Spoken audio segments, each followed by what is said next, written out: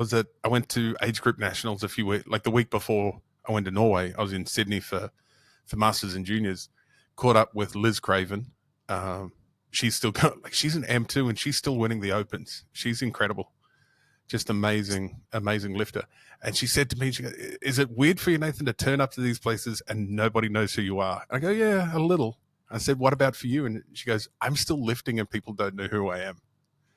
I'm going, it's a really, really funny thing that I think happened around COVID, where Yeah, but people just started watching themselves on their phone. They don't even watch other people on their phones anymore. well, and I sit back and look at it, and go, okay, why did I get into it? Was it Hmm. to be known? Was it so people would? Or did I do it because I truly love the competition? I love the art. Like Coach Gillespie says, you'll fall in love. You'll fall in love with the process, Yes. almost as much as more than the titles. And honestly, like that's where I was at on it. It's like if people remember me, great. If they don't. Like I did it for me at that point. I Yeah. didn't do it for likes or for the gram or any of that sort of stuff.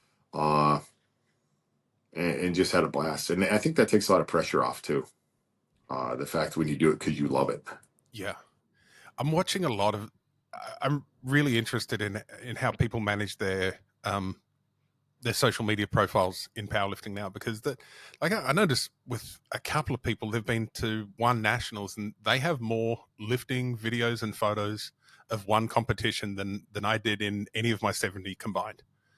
Um, I'm going, that's a lot. I think that's a lot of pressure to constantly pump out things to your friends and your family who aren't really that interested in powerlifting anyway, but you've got to constantly show them that you're slightly better than before and it's slightly flashy, and you really got to sell the accomplishment. Um, But that can that's just my. backfire. I That think can that I backfire think so bad. yeah, I think that is the. I think it is backfiring. I think it's unnecessary pressure. It's like, That's just my well, take on it, though.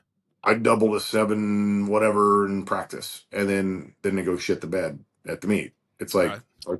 like where we at in.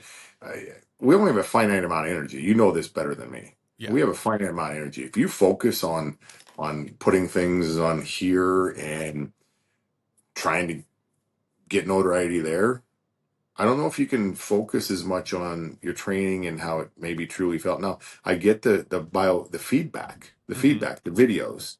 Like, but if it's truly your videos and you're looking for feedback, like that's between you and coach. Yep.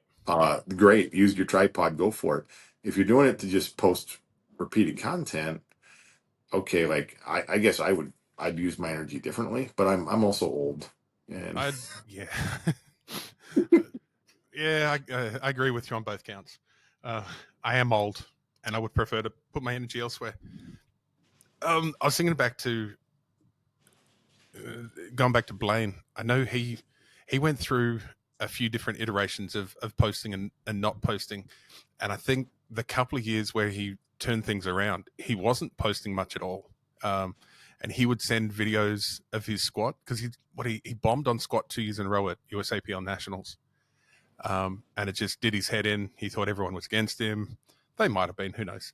But he would send videos to Randy Earl and I, and every week me and Randy would go, "Yeah, man, you're high." And then after about 3 months of doing this, Randy sent me a message going, "Nathan, why do you keep saying that? Like he's at depth." And I've gone, "Let's never tell him he's at depth. Just make him squat everything a little bit deeper and be an asshole to him for a year." But at the end of that year, he won nationals and he went on a tear after that. And squat depth was never an issue again. We just had to be assholes to him for a year in order for that to happen.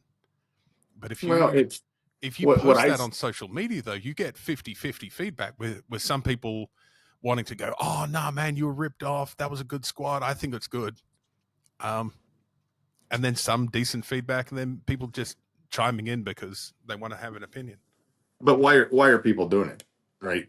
To get validation. Yep. Like winning is getting validation. Like I'd much rather people and I purposely wouldn't put stuff out there. I love Titan. I loved my sponsors at the time, but I Hmm. hated the dang social media they'd make you do. It's like you got to do 2 posts a month or whatever it was. Like, fine.